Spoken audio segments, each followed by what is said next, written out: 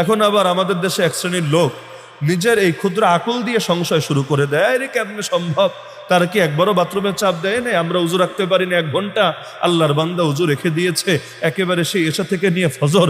আরে ভাই, নিজের পেট খারাপ করেছো ভেজাল খেয়ে খেয়ে। আর এখন ইমাম আবু হানিফা এতকাল আগের 1200-1300 বছর আগের ব্যক্তিত্ব, তার পেটের উপর তোমার নজর পড়ে গেছে। অদ্ভুত ব্যাপার স্যাপার। আমরাও তো তালিবুল ইলমের জামানায় বহুদিন এমন হয়েছে আসরের উজু দিয়ে এশা পড়েছি, কোনো দিন এমনও হয়েছে জোহরের উজু দিয়ে এশা পড়েছি। এই ভেজাল খাওয়ার যুগের কথা আমরা বলছি। আমরা নিজেরাও যে ভালো জিনিস খাই, গ্রামাঞ্চলে থাকি এমন না, ওই পেটটা ভেজাল দিয়ে ভরে আছে। এরপরে এমন দীর্ঘ একটা সময় পর্যন্ত চলেছে। তো এখন এই জামানায় যদি এটা হতে পারে, তাহলে ইমাম আবু হানিফার জামানায়, সেটা তো সেই জামানায় খাবার দাবারের মান আরো ভালো ছিল, সুস্থতার মান আরো ভালো ছিল। তা আবু হানিফা কি করেছে না করেছে এটা নিয়ে তোমার এত টেনশনে পড়ার কি হলো? কেউ আবার বলে রাসূলের চাইতে কি বেশি বুজুর্গ হয়ে গেছে, রাসূল রাতের বেলা ঘুমিয়েছে, ইমাম আবু হানিফা রাতের বেলা ঘুমায় না। এই তো দেখেছো, আমরা যে বলি হানাফি মাযহাব ভালো না, এর প্রমাণ পাওয়া গিয়েছে। অদ্ভুত কথা। কিসের সঙ্গে কি? পান্তা ভাতে ঘি। সাহাবী তাবেঈদের মধ্যেও সকলের আমল একরকম ছিল, বিষয়টা এমন না। বিশ্বাস না হলে আপনি ইমাম আহমদ বিন হাম্বল রহমতুল্লাহ আলাইহির জগৎ বিখ্যাত কিতাব আছে কিতাবুজ জুহদ, যার বাংলা অনুবাদও হয়েছে রাসূলের চোখে দুনিয়া, সাহাবীদের চোখে দুনিয়া, তাবেঈদের চোখে দুনিয়া, 3 খণ্ডে। আপনি খুলে দেখতে পারেন, রাসূলের আমলগুলোও দেখেন, সাহাবীদের আমলও দেখেন, তাবেঈদের আমলও দেখেন। বিশেষ করে তাবেঈদের জামানায় এসে আল্লাহ রাসূল কিন্তু 3 প্রজন্মকে সফলতার ঘোষণা শুনিয়ে গিয়েছেন। খায়রুল কুরুনি কারনি সুম্মা আল্লাযীনা ইয়ালুনাহুম সুম্মা আল্লাযীনা ইয়ালুনাহুম। প্রত্যেক জুম্মার দিন খুতবার মধ্যে এই বাক্যটা আপনারা শুনে থাকেন।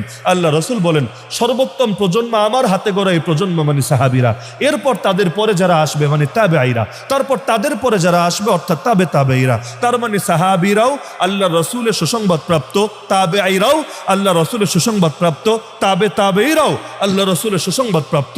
সুতরাং তাদের কারো আমল নিয়ে টিটকারি মারার সুযোগ নাই।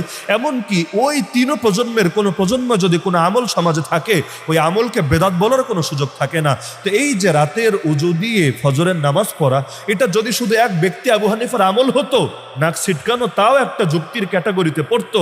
কিন্তু বেশি দূর লাগবে না, আল মাকতাবত শামিলায় ঢুকেই আপনি খালি বাক্যটা লিখবেন, যারা আরবি পারেন আর কি, সাল্লা সুবহা বিউদুইল ইশা, একটা সার্চ করবেন, কমাস কম 20 জন সালাফে সালেহিনের নাম এমন পাবেন যাদের প্রত্যেকের আমল ছিল রাতের উজু দিয়ে ফজর পড়েছে। আমি শুধু একটা উদাহরণ দিই। তাবেঈদের মধ্যে সাইয়্যিদ বলা হয়, সকলের সর্দার বলা হয় যাকে, তিনি হলেন সাইয়্যিদুত তাবেঈন ইমাম সাঈদ ইবনুল মুসাইয়্যিব রাহমাতুল্লাহ আলাইহি। আল্লাহ রাসূলের ওফাত 11 হিজরিতে, এর মাত্র 4 বছর পর মানে 15 হিজরিতে জন্ম ইমাম সাঈদ ইবনুল মুসাইয়্যিব রহমতুল্লাহ আলাইহিকে। নিজের চোখে রাসূলকে দেখতে পারেন নাই, তো বড় বড় সাহাবীদেরকে দেখার সৌভাগ্য তার হয়েছে। খালি দেখার সৌভাগ্য তা না, এমন কোরবানির সঙ্গেও তার নাম জড়িয়ে আছে যেগুলো কিয়ামত পর্যন্ত স্বর্ণাক্ষরে লেখা থাকবে। অনেকের জানার কথা, ইয়াজিদরে চিনেন তো আপনারা, আপনাদের খুব মহব্বতের লোক নাকি? এই যে ইয়াজিদ, কারবালার ঘটনার পরেও তার জীবনের বড় একটা কুকর্ম করেছিল, মদিনায় অ্যাটাক করে। শুনেছেন ইতিহাস? মদিনা শরীফের উপর হামলা করেছিল তার বাহিনী, হাররার প্রান্তরে রক্ত ঝরিয়েছে মুসলমানদের। এরপর 3 দিন পর্যন্ত মদিনার মধ্যে যা মনে চায় সব করেছে। বাহিনীকে স্বাধীনতা দেওয়া হয়েছে 3 দিনের। যাকে মনে চেয়েছে হত্যা করেছে, যাকে মনে চেয়েছে ধর্ষণ করেছে, যা সম্পদ মনে চেয়েছে লুট করে নিয়েছে। এমনকি বড় বড় সাহাবীদেরকে পর্যন্ত ছাড় দেয় নাই। জাবের রাদিয়াল্লাহু আনহুর থেকে বুখারীতে হাদিস আছে, আল্লাহ রাসূল একটা উট খরিদ করেছিলেন, তিনি পয়সা দিতে চাচ্ছিলেন না, রাসূল জোর করে তাকে পয়সা দিয়েছিলেন। ওই পয়সাগুলো বরকতের নিয়তে তিনি ঘরে অনেক যত্ন করে রেখেছিলেন। ইয়াজিদ জালেমের বাহিনী এসে ওই পয়সাগুলো পর্যন্ত জোর করে তার থেকে ছিনিয়েছে। তিনি বড় অনুরোধ করেছেন, আরে আমার সব নিলে নিয়ে যাও, রাসূলের হাতের এই বরকতটা রেখে যাও। তবুও কথা শোনে নাই, বেয়াদবি পর্যন্ত করেছে। এই যে মদিনার মধ্যে এত ব্যাপক এক ধ্বংসযজ্ঞ চালিয়েছে, 3 দিন পর্যন্ত কারো সাহস হয় নাই মদিনার মসজিদে এসে নামাজ আদায় করবে বা আজান দেবে বা ইকামত দিবে। পরিবেশটাই এতটা ভয়াবহ ছিল, ঘর থেকে বের হওয়া যাচ্ছিল না। মসজিদে আসবে তো দূরের কথা, ভাবতে পারেন মসজিদে নববী, সে আল্লাহর রাসূলের মসজিদে পর্যন্ত 3 দিন পর্যন্ত জামাত নামাজ আদায় করবে, এই হিম্মত কারো হয় নাই। ওই সময় একটা মাত্র ব্যক্তি আটকাই পড়ে গিয়েছিলেন মসজিদে। একজন এক জায়গায় আটকা পড়েছে, তো তিনি আটকাই পড়ে গিয়েছিলেন মসজিদে। তিনি লুকিয়েছিলেন এক প্রান্তে। তিনি বলেন, প্রত্যেকবার যখন নামাজের জামাতের সময় হতো, আমার নিজের ওই সাহস ছিল না ওই সময় যে আমি দাঁড়িয়ে বাইরে গিয়ে একেবারে জোরে আজান দিব, ইকামত দিব, কিন্তু আমি প্রত্যেক নামাজের সময় আল্লাহ রসুলের রওজায়ে আতহার থেকে গুনগুন করে শুনতে পেতাম, কান পাতলে স্পষ্টভাবে বুঝতেও পারতাম সেই রওজায়ে আতহার থেকে আজানের আওয়াজ ভেসে আসছে। তো ইমাম সাঈদ ইবনুল মুসাইয়িব রাহমাতুল্লাহ আলাইহি, এমনকি যার ব্যাপারে ইমামরা, হাদিস শাস্ত্রের ইমামরা একমত যে তার থেকে বর্ণিত যত মুরসাল হাদিস আছে, এই মুরসাল হাদিসগুলো আসাহুল মারাসিল, সব মুরসাল হাদিসের মধ্যে শ্রেষ্ঠ মুরসাল। আর মুরসাল কারে বলে ওই ব্যাখ্যা আমি যাব না, এটা আবার অন্য আলোচনা হবে। তো যাই হোক, এই সাইয়্যিদুত তাবেঈন, তাবেঈদের সর্দার হিসেবে যিনি পরিচিত, এই সাঈদ ইবনুল মুসাইয়িব রাহমাতুল্লাহ আলাইহির ব্যাপারে ইমাম ইবনু খাল্লিকান রাহমাতুল্লাহি আলাইহি তার জগৎ বিখ্যাত গ্রন্থ ওয়াফায়াতুল আয়ানের মধ্যে লেখেন, আল্লাহর বান্দা 50 বছর ফজর পড়েছেন এশার উজু দিয়ে। কয় বছর? 40ও না, মানে ইমাম আবু হানিফার চাইতে আরো 10 বেশি আছে। 50 বছর ফজর পড়েছেন এশার উজু দিয়ে। তা আবু হানিফা নিয়ে যাদের চুলকানি, তারা কি নজরে খালি ইমাম আবু হানিফাকেই দেখে, আর কাউকে দেখে না? সাঈদ ইবনুল মুসাইয়িবকে যদি দেখে, বুখারীর হাদিসে তো আর নিতে পারবে না, কারণ বুখারীর মধ্যেও তো সাঈদ ইবনুল মুসাইয়িবের নাম পাবে। কোন হাদিসের কিতাব আছে যেখানে সাঈদ ইবনুল মুসাইয়িবের নামটাকে বাদ দিয়ে হাদিস শাস্ত্র সংকলন করা হয়েছে? তো এমন একজন ইমাম রে বেদাতি বলবে বা তারে রাসূলের খেলাফ আমলকারী সাব্যস্ত করবে, এমন বুকের পাটা কার আছে? এমনকি বুজুর্গি যে এত দেখায়, তারা খালি এক শিখেছে যে সুন্নাত সুন্নাত বা সহি সহি সহি, এখন এটা দিয়ে বড় বড় ইমামদেরকে পর্যন্ত মাপতে শুরু করেছে। নাউযুবিল্লাহি মিন যালিক। তো সাহাবী আবু যর গিফারী রাদিয়াল্লাহু আনহু, আরে তার ব্যক্তিগত মত ছিল যে সম্পদ সঞ্চয় করাই হারাম, সম্পদ জমাই করা যাবে না, জমা করলে কবিরা গুনাহ হবে। কি আপনারা কি এই মত পোষণ করেন নাকি? করেন না। সাহাবীদের মধ্যেও দ্বিতীয় কেউ এই মত পোষণ করতেন না, কিন্তু আবু যর রাদিয়াল্লাহু আনহু দলিল ছিল কোরআনের আয়াত, তিনি দলিল দিয়েছিলেন ওয়াল্লাযীনা ইয়াকনিজুনা আয-যাহাবা ওয়াল ফিদ্দা ওয়া লা ইউনফিকুনাহা ফি সাবিলিল্লাহ ফাবাশশিরহুম বিআযাবিন আলীম। যারা সোনা রূপা জমা করে, আল্লাহর রাস্তায় খরচ করে না, নবী তুমি তাদেরকে যন্ত্রণাদায়ক আযাবের সংবাদ দিয়ে দাও। তো এই আয়াত থেকে তিনি ব্যাপক অর্থ নিয়েছিলেন যে সম্পদ জমাই করা যাবে না, পুরোটা আল্লাহর রাস্তায় খরচ করতে হবে, না করলে ভয়াবহ আযাব অপেক্ষা করছে। তো বাকি সকল সাহাবীরা মনে করতেন যে না, এটা হলো যাকাতকে নিয়ে আয়াত, তার মানে যাকাত না দিয়ে যদি খালি সম্পদ জমা করে তাহলে আল্লাহ তাকে আযাবের কথা বলেছেন। তো যাকাত যদি দিয়ে দেয় আর 2.5% দেওয়ার পরে বাকিটা যদি জমা করে, আল্লাহ তাকে আযাব দিবেন না। কিন্তু এই যে আবু যর রাদিয়াল্লাহু আনহু ভিন্নমত পোষণ করলেন কোরআনের আয়াতের আলোকে, একজনও তারে গোমরা বলে নাই, একজনও তারে বাতিল বলে নাই, একজনও তারে নবীর খেলাফ কোন আমলকারী সাব্যস্ত করে নাই। এই যুগের এই 2 পয়সার স্কলাররা থাকলে সাহাবী আবু যরের শানে পর্যন্ত বেয়াদবি করত। কিন্তু এমনকি আবু যর রাদিয়াল্লাহু তাআলা আনহু এক পর্যায়ে ওসমান রাদিয়াল্লাহু আনহু পরামর্শে এলাকায় আর থাকেন নাই, মানুষের মধ্যে আর থাকেন নাই, সব ছেড়ে চলে গেছেন জঙ্গলে। সেখানে বাকি জীবন ইবাদত বন্দেগী করেছেন, ওই জঙ্গলেই তার মরণ হয়েছে। কারো সাহস আছে বলবেন যে আবু যর রাদিয়াল্লাহু আনহু সুন্নাত ছেড়ে দিয়েছেন? তিনি এলেমের মেহনত, দাওয়াতের মেহনত, জিহাদের মেহনত, খেলাফতের মেহনত এগুলো না করে গিয়ে জঙ্গলে পড়ে থেকেছেন, বলা সাহস আছে? এমনকি ওয়াইস আল কারানি নাম শোনেন নাই? যারা আপনার ওয়াইস কুরুনি বলেন আর কি। বাংলাদেশে আসলে অনেক শব্দের উচ্চারণ চেঞ্জ হয়ে যায়। আবু ইয়াজিদ আল বিস্তামি বাংলাদেশে আসলে হয়ে যায় বাইজিদ বোস্তামি। মূলত বাইজিদ বোস্তামি শব্দ না, শব্দ হলো আবু ইয়াজিদ আল বিস্তামি। তো অনেক শব্দ এই দেশে আসলে ট্রান্সজেন্ডার হয়ে যায়, শব্দের ভাষণে চেঞ্জ করে ফেলে। তো একই হালত হয়েছে এখানে এসে। ওয়াইস আল কারানি, ওয়াইস হলো তার নাম, কারান হলো তার গোত্র। ওয়াইস আল কারানির কথা কে না জানেন? আরে কোন এক এলাকার লোকেরা তারা চিনে ফেললো, এলাকায় থাকতেন না, এলাকা থেকে চলে যেতেন, এমন ভাবে জীবনযাপন করতেন ছেলেরা পাগল ভাবতো। আরে পাগলের মতো আচরণ করতো, ঢিল ছুটতো তার দিকে, এই জীবনে সন্তুষ্ট। কিন্তু কেউ যদি কোনোভাবে জানতো যে একজন জানলে তো 10 জন জেনে যায়। আর এই ওয়াইস সেই ওয়াইস যার ব্যাপারে আল্লাহর নবী ওমরকে পর্যন্ত নসিহত করেছেন। মুসলিম শরীফে তো এই হাদিস পাবেন, ওমরের মতো সাহাবীকে নসিহত করেছেন, ওমর ওয়াইসকে পেলে বলবা যেন তোমার জন্য দোয়া করে, আল্লাহর কাছে তোমার জন্য ক্ষমা প্রার্থনা করে, আর আমার এই কাপড়টা তারে তুমি হাদিয়া দিবা। তাহলে এত বড় কপাল এই ওয়াইসের যে নবীর সঙ্গে দেখাও হয় নাই, কিন্তু আল্লাহ নবী ওমরের মতো জান্নাতের সুসংবাদ প্রাপ্ত সাহাবীকে বলে যে তার সঙ্গে দেখা হলে বলবা যেন তোমার জন্য দোয়া করে। তো এই যে সারা জীবন গোরাবা হয়ে কাটালেন, একাকী জীবন যাপন করলেন, এখনকার হিম্মত আছে বলবে তিনি সুন্নতের বাইরে চলে গিয়েছেন? তিনি দাওয়াতের ফিল্ডে, জিহাদের ফিল্ডে কাজ না করে তিনি শুধু লুকিয়ে লুকিয়ে ইবাদত বন্দেগী করেছেন, তিনি রাসূলের আদর্শের বাইরে গিয়েছেন, বলার সাহস আছে নাকি? তো সুতরাং কারো ব্যক্তিগত হালত, কোনো বুজুর্গের ব্যক্তিগত হালত নিয়ে টিটকারি মারতে নাই, সাবধান। ইমাম ইবনু তাইমিয়া রাহমাতুল্লাহ আলাইহি জীবনে বিয়ে করেননি, তার বিয়ে করার কোনো প্রমাণ কারো কাছে থাকলে এসে আমাকে দিয়েন, কিয়ামত পর্যন্ত টাইম দিলেন। জীবনে বিয়ে করেননি। এমন শুধু তিনি একা না, ইমাম নববী রাহমাতুল্লাহ আলাইহি, যার নাম শোনেন নাই এমন লোকে আছে, ইমাম নববী রাহমাতুল্লাহ আলাইহি বিয়ে করেন নাই। এমনকি শেখ আব্দুল ফাত্তাহ আবু গুদ্দার একটা কিতাবই আছে, উলামা উল উজ্জাব আল্লাযীনা আসারুল ইলমা আলা যাওয়াজ, এই সাইজের কিতাব। এর মধ্যে কয় ডজন ইমামের নাম লাগবে না, কয়শো ইমামের নাম লাগবে, আপনি খুলে দেখেন তারা বিয়েই করেন নাই। বলবেন কিসের জন্য? তারা সন্ন্যাসী ছিলেন, বৈরাগী ছিলেন? না রে ভাই, ইলমের পেছনে এমনভাবে ব্যস্ত হয়ে পড়েছিলেন, আমাদের মতো ব্যস্ততা না, বরং এমনভাবে ডুব দিয়েছিলেন যে বিয়ে করার মতো কোনো ফুরসতি আর জীবনে পাননি। আমাদের সমাজে তো বিয়ে না করলে গুনাহ করে, কিন্তু গুনাহ করার মতো সময়ও নাই। এই পরিমাণ কাজ করেছে এমন ক্ষুদ্র ক্ষুদ্র জীবনে। এক ইমাম নববী হায়াত পেয়েছে কয়দিন, কাজ করেছে কতগুলো। আপনি তার জীবনের প্রতিটা দিন এক পাশে রাখেন, আর বই কয়টা লিখে গিয়েছে, কয় পৃষ্ঠা লিখে গিয়েছে আর এক পাশে রাখেন, এরপর আপনার মাথায় আসমান ভেঙে পড়বে, হায় আল্লাহ, এত ক্ষুদ্র জীবনে এত বৃহৎ কাজ করে গেল কিভাবে। ইমাম ইবনু তাইমিয়া দুনিয়াতে বেঁচেছেন কয়দিন, এর মধ্যে জীবনের বড় একটা অংশ তো গিয়েছে জেল খাটতে খাটতে। আমরা তো অনেকে একবার জীবনে জেলে গেলে এটা সারা জীবন মনে থাকে, আর আল্লাহর বান্দা বছরের পর বছর খালি জেলে আর জেলে, একবার বের হতে না হতে আবার ঢোকে, আবার বের হতে না হতে আবার ঢোকে, এমনকি শেষ পর্যন্ত লাশই হয়েছে এই জেলখানার ভেতরে। তো এই ক্ষুদ্র এক জীবনে কি লেখাটা লিখে গিয়েছে, একবার আপনি হিসাব মিলিয়ে দেখেন না যে তার মোট হায়াত জীবন কয়দিন, আর এর মধ্যে আল্লাহর বান্দা কিতাব লিখে গেছে কয় পৃষ্ঠা, অবাক হয়ে যাবেন। এমনকি বেশি দূর লাগবে না, হাকিমুল উম্মত মুজাদ্দিদে মিল্লাত শাহ আশরাফ আলী থানভী নওয়ারাল্লাহু মারকাদা এত লেখা লিখেছেন, এক জীবনে 1000-এর বেশি কিতাব তার কলম থেকে চলে এসেছে। 1000 কিতাব, বুঝেন?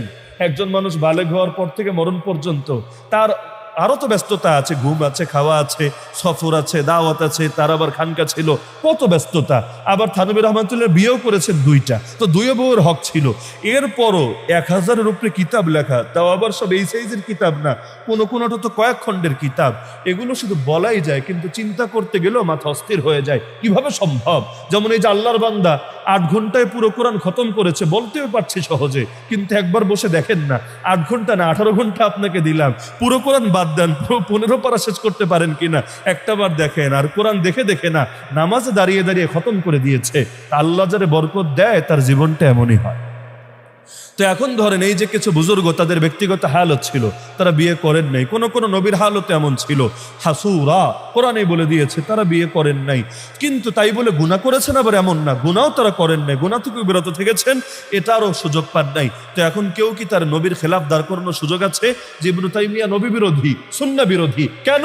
কারণ ইবনু তাইমিয়া বিয়ে করে নাই, নাউযুবিল্লাহি মিন যালিক। আরে ভাই, কার সাথে নিয়ে কারে মাপেন?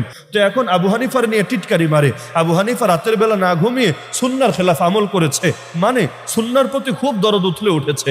অদ্ভুত ব্যাপার। অথচ যেই মানুষগুলো এই কথাগুলো বলছে, এই যে রাত বিরাতে ওয়াজ মাহফিলে গিয়ে আবু হানিফারে পচাচ্ছে, তো এই যে রাত 12টা 1টা 2টার সময় গিয়ে মাহফিল করা, এরপর সারা রাত গাড়িতে কাটিয়ে দেওয়া, এইটা আবার কার সুন্নাত পারলে একটু বলেন দেখি।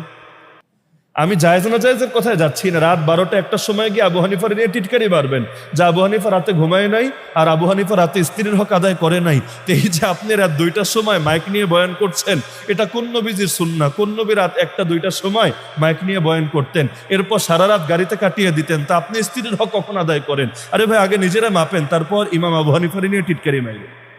তো বড় দুঃখের কথা। তো ব্যক্তিগত হালত কারো এমন হতে পারে না কি পারে না? আল্লাহ রসুলের একটা হাদিস সামনে রাখলে বুঝে আসে।